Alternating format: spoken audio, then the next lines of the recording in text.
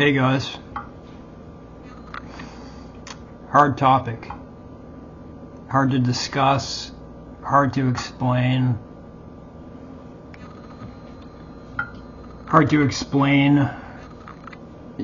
what happened in my own life, let alone explain the feelings of this. Sorry, I just got a piece here. Dark night of the soul.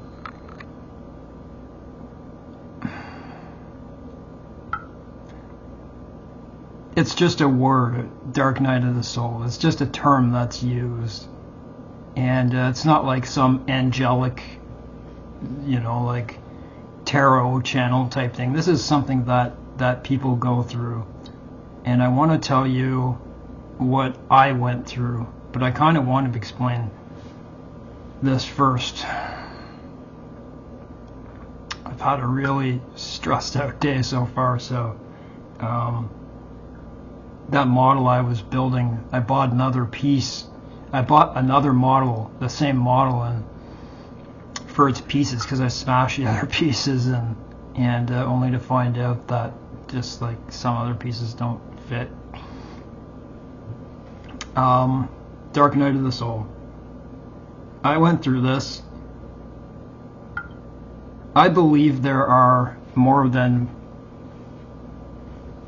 many ways that we can have this feeling happen to us. It can happen by a narcissist, so there's one, right? And I believe that's different from, let's say something that happens with a death. Let's say you end up with, let's just say you're healthy, and then all of a sudden you get a disease, a really painful disease. Something inside you changes. Your view on something changes drastically and quickly. And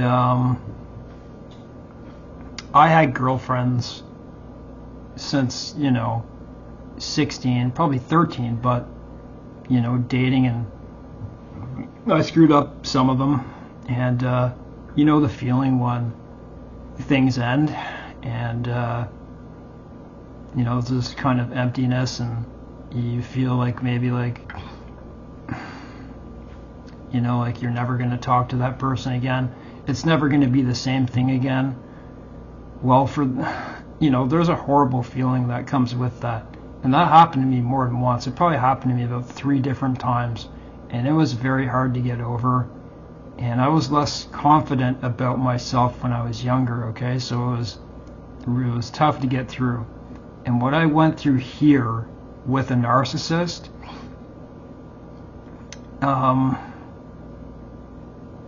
was much like it. I would say it was a bit different because now I have physical illnesses with it, which can make it tougher. So just give me a second. I'm going to explain what I went through. I didn't want to open up and say anything because, I think it's proper to tell it on a Christian channel. I do. And the reason isn't like, if it was, say, a normal type of relationship, I wouldn't do it. Because it was a narcissist, I am. Because it was purposeful. And it, like I said in my other videos about narcissism, this is my 3rd one, that this isn't an epidemic, right? This isn't just something that pops up in some place. Narcissistic personality disorder, people with high traits of narcissism, it's not an epidemic, it's a pandemic, which means it's on all continents. And it always has been, but electronics has made it different. It's increased it. Some people who wouldn't be narcissists are narcissists now because they can take pictures of themselves and do all this and all that kind of stuff. Pardon me, just gotta take a break in my throat.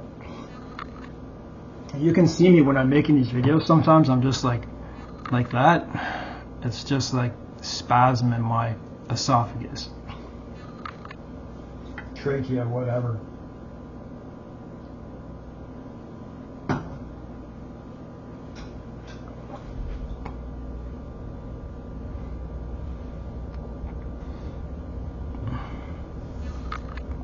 trying to fit pieces that won't fit.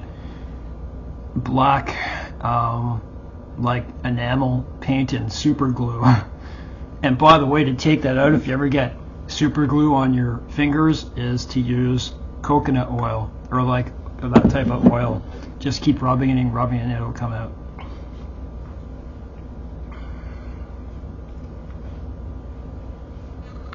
So if you've seen my other videos, I was dealing with a narcissist, and you know, it got to the point where, you know, they bring you to a certain point where you they want you to like them, they want you to love them. And where I was, you know, there was arguments and stuff, okay? And I had blocked this person several times because of their actions. But they made me fall in love with them, okay? That's what happened. But I fell quickly out of love. And this is so just, it's hard for me because of my abdominal pain and sitting still in this. I'm gonna tell it like it was. I've only seen this person a few times, and like I knew them way back in high. I didn't know them, but they went to the same high school, junior high, that type of stuff. And so we were talking, messaging a lot on the phone every night for like a year and a half, like 2-3 hours a night. And there was a lot of good talks, it was good, you know. I thought it was good at least, but I won't get to the part about the way they were and the red flags and all that type of stuff because I already have. You know how they turn things on you, right? Well, I guess the person I was dealing with, well, I know for a fact they felt rejected by me because something that happened. And so what they did was they started to remove the conversation at night on the phone. And it was just like cold turkey, like taking your cigarette away like that. And I'm going to be as honest as I can with you, because you know what, I'm like, you know, I don't want to give this to the narcissist because I know they listen to this stuff, right? But I want to help you in this way. It was just like the other times in my life. I felt really empty. I felt like suddenly, like, what am I going to do now? Like, I'd already been like busy and doing a lot of different things. I've been reading the Bible and stuff. But suddenly that was just ripped apart, and it was done on purpose. And I just remember, you can't think. You can't think, and it's just reverberating around your head. This is completely taken away. All of a sudden, it goes from like that, and then as far as messaging goes, so it's about control, okay? It's about, I'm gonna get you back. Started messing around with me, like all this strange stuff, blaming me for things, and just a whole lot of stuff that narcissists do. No matter the justification, no matter what, there was just nothing that would satisfy this person. And I was trying to justify myself to them. Like I said, I'm not a person who takes that type of thing for long, and I didn't. It was about 5 months and all.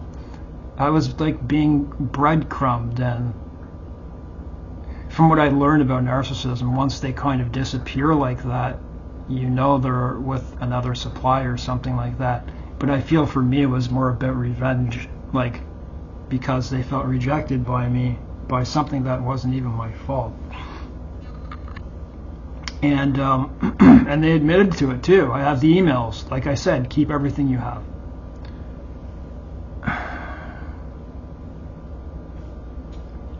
So I'd be walking around in my, you know, like say where I am here in my apartment, and I tell you, when you're like this, you can't get it out of your mind. You can't get what's going on. Like you just can't wrap your mind around it. I remember going to my cupboards to put my food together and stuff. Say get a saran wrap out of the cupboard, and I'd be grabbing the wrong items. And that's the way it was. My mom was so consumed. And at those points, I'm going to make this very clear to you. This doesn't just come down to love and that type of stuff. It comes down to ego. To ego. And I don't mean the same ego as they have, but it's almost like an ego death. And that's why they say like a spiritual awakening. Pardon me a sec. Try to eat as I go along here.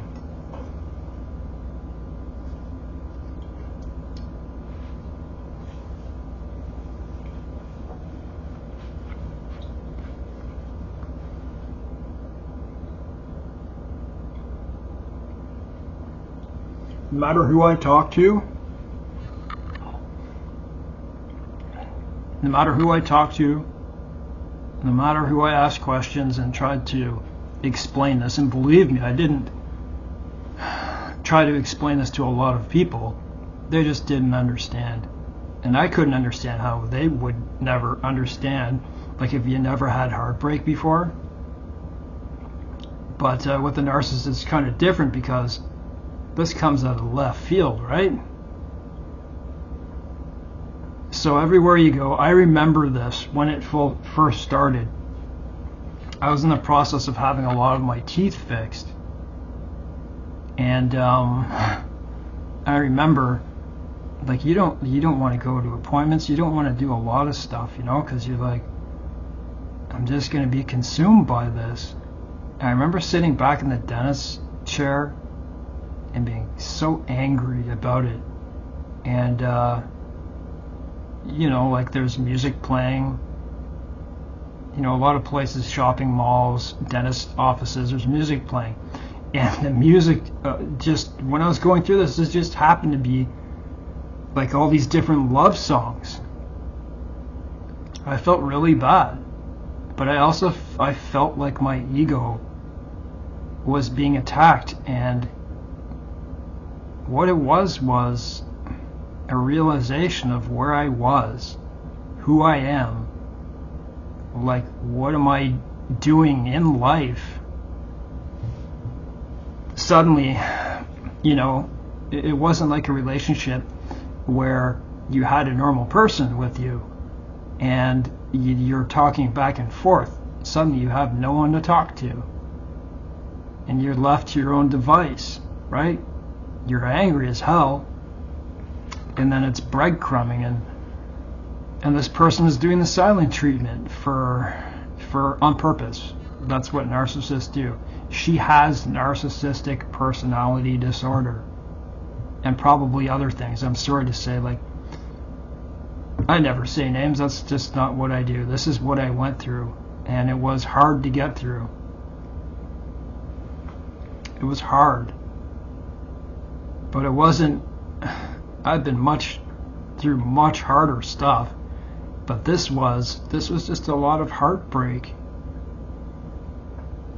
Do I think it's different? Do I think it deserves a title of the Dark Night of the Soul? Yes, because I think suddenly you have like a rebirth inside of you of something. And so for me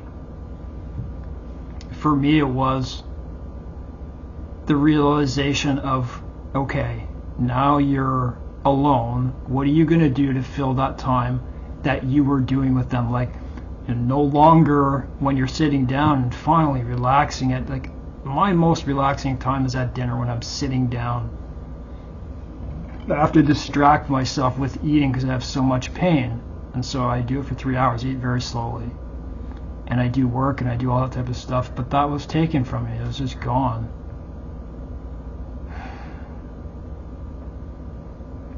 Everywhere I went, and keep in mind, I was damaged by Moderna, which was likely myocarditis or pericarditis because of how my reaction began, and then I got my my gallbladder disorder, just like a gallstone. That's what it feels like. That's I was going through this at the same time. This person didn't care if I was dying. They didn't. They were still doing this to me. And it was only when I finally, so I'll get to that part. It was a horrible feeling. I did feel my ego was bruised.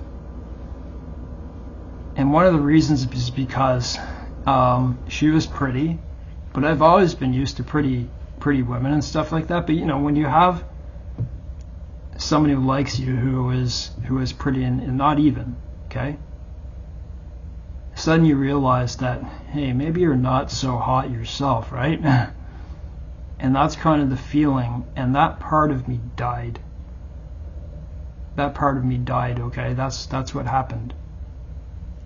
And I really had to look into myself. And I was already with God at that point, but I wasn't reborn yet. Jesus said, you must be reborn. Truly, truly, I tell you, you must be reborn to see the kingdom of heaven. And that hadn't happened to me, but it happened shortly after.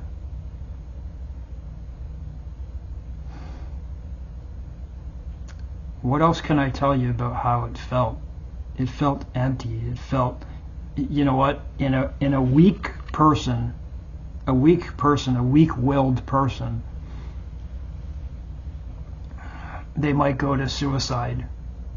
That's what I can imagine, and I'm sure it happens. I'm not saying people are weak for doing that, because it's a horrific feeling to go through. You know, like everyone in their life goes through something like that, but when it's suddenly ripped away from you, not only that, but you're betrayed by a narcissist who puts up a persona of something that they're not. So at the same time you're realizing that, but you know, you're not fully aware of who they are yet, and that's where this part comes in. Pardon me.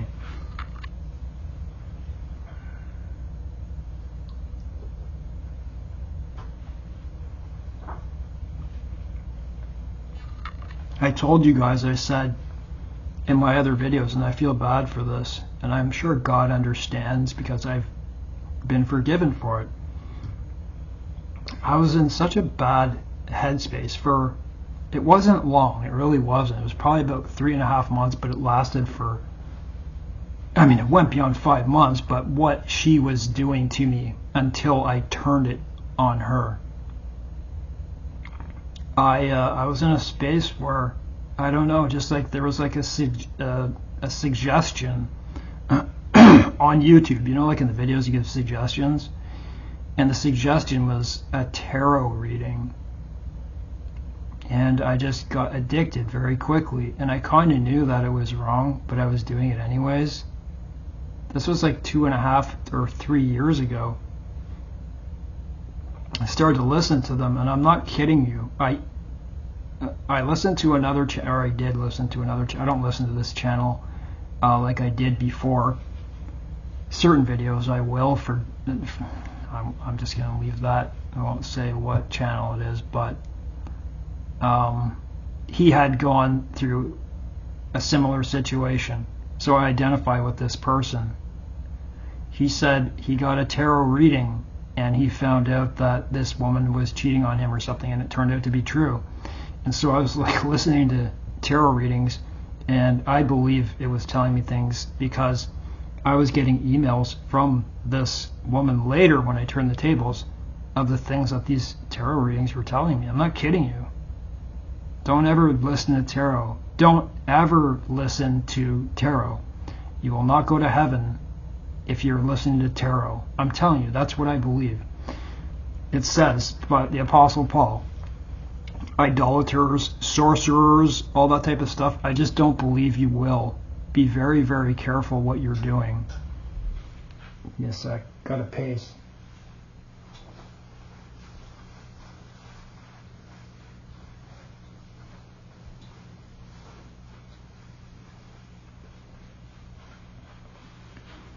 I started to learn,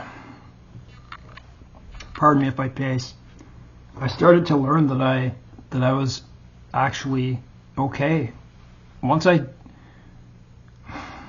turn this around, I'm not going to say how, but I just did. By blocking, well, I blocked. I found out they were narcissists because they came right back, right when I blocked. Like, within an hour or two, calls started coming in. Emails, one good, one bad, one attack, one not, one, like, it was like, okay, and I knew. And that's when I started putting thousands of hours, probably 2,000 or 3,000 hours into learning about narcissism. And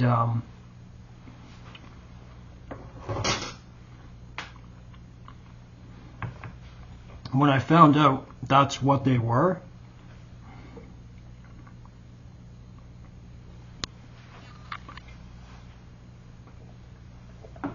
I could start really looking into me.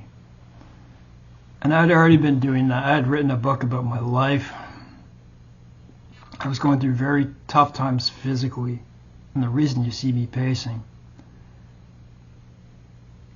I started getting my pain diagnosis, like God was rewarding me, probably from being away from the narcissist. I got all my pain diagnosis, got my autism diagnosis.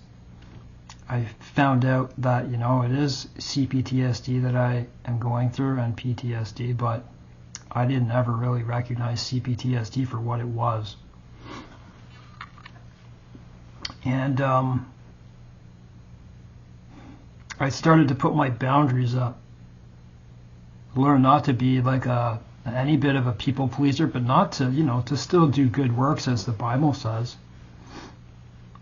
And so that's pretty much it. I started to build myself up. As time goes on, you start getting better. The more you start reading scripture, the more the armor of God you put on, right?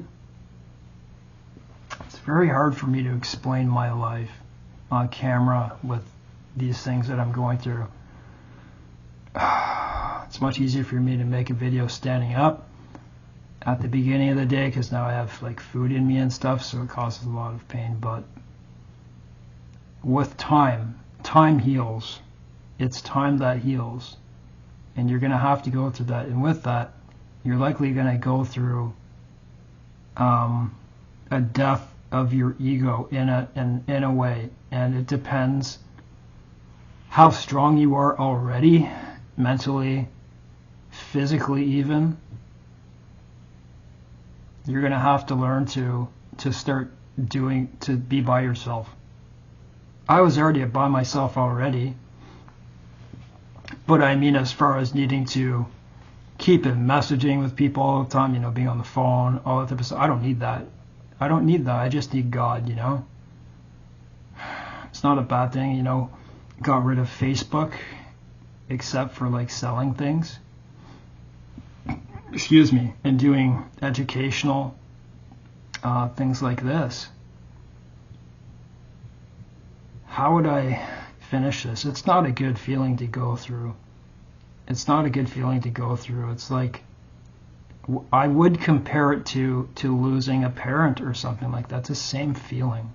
But when it comes to a narcissist and the feeling of betrayal, it's like double type of feeling. You go through both at the same time. That's my explanation of Night of the Soul. Now I am fully healed. No, I'm not just fully healed. I'm a lot better because of it. Like I said, it was like a death, but an awakening of your soul. I was reborn. I've been studying the Bible for hours per day now to start knowing what these doctrines mean, what this life means. And I'm telling you, there's no other way to God but to go to Scripture in most cases, to learn who God is, to learn who you are, to learn to keep your hands busy, to do your work if you work. and just to stay well, and learn your boundaries and stay away from such people like that. They're evil, okay? They're evil. Thanks for watching this video. Did my best. There's probably some more stuff I could say about this. There is, but it's almost better it was a betrayal and then that happened to my ego, because it would have maybe been harder if it was someone who where there was real love.